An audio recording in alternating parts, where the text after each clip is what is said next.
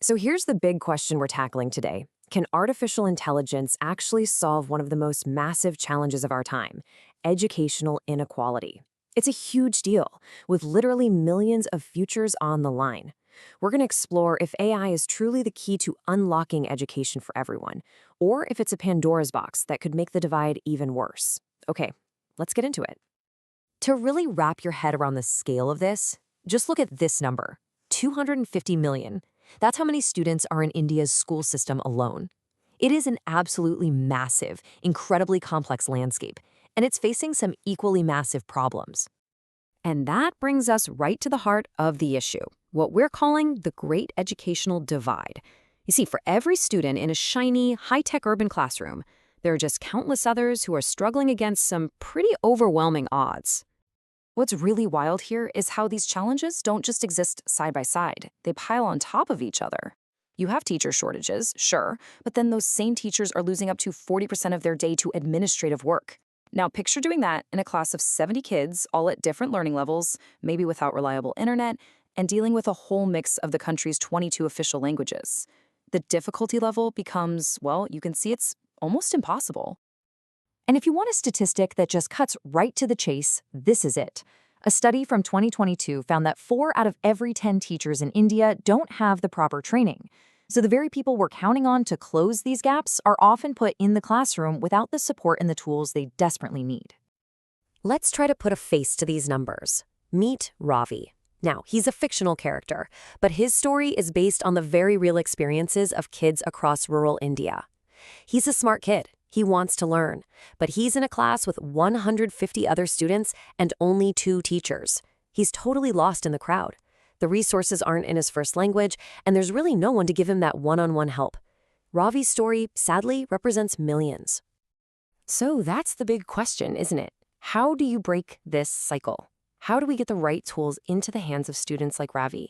And maybe just as importantly, into the hands of the teachers who are trying so hard to help them? Well, this is where the whole conversation about AI really starts to get interesting, which leads us right into AI's educational promise.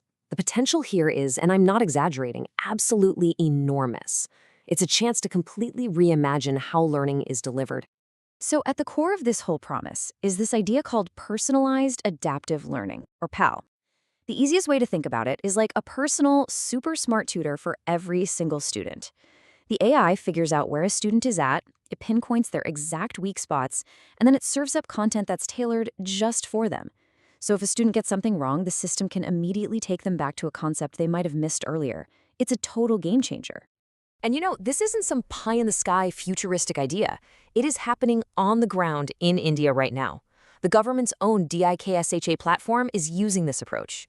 Startups like Byju's have built huge businesses on it. What's really brilliant are companies like Convenience, who are using chatbots on apps like WhatsApp. Why? Because it can reach students in places with terrible internet, and it can do it at a tiny fraction of the cost of traditional tech. And then you have tools like Okipaki, using AI to tackle those language barriers directly. And hey, this isn't just about the students. For teachers, AI promises something amazing, a potential 45% drop in their administrative workload. By automating things like grading, attendance, and reports, AI can free up teachers to do the things that only humans can do. Mentor, inspire, and actually connect with their students. I mean, this all sounds pretty incredible, right? Like a magic bullet for education. But, and this is a huge but, we have to ask the critical question. Does this amazing promise of a personal tutor for every kid actually reach every kid equally? And this is the real dilemma, the central tension of AI in education today. Is it going to be a bridge that finally helps students like Ravi get across that educational divide? Or is it going to become a new, high-tech barrier that makes the gap even wider? Let's just break this down. It's like a two-sided coin. On one side, you have the incredible promise, personalized learning for all, access to information, and superpowered teachers. But you flip that coin over, and the perils are just as real. The digital divide, where kids without devices or internet are left even further behind. The scary risk of algorithmic bias. And this really dangerous idea of techno-solutionism, the belief that you can just throw technology at a deep social problem and expect it to magically be fixed. And this isn't just a theory, we have actual data on it. One study of students in India found something fascinating. While AI tutors helped pretty much everyone, the rural students felt the inequality much more sharply. They saw a bigger gap in who could access the tech, and they felt the social impact of that gap more. So the very tool that's meant to level the playing field was, in their experience, actually highlighting how unlevel it really is. And this quote just absolutely nails the problem.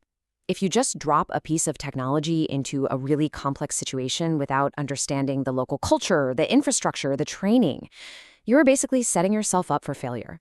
It happens again and again. So where do we go from here? How do we grab all that amazing promise while avoiding the pitfalls?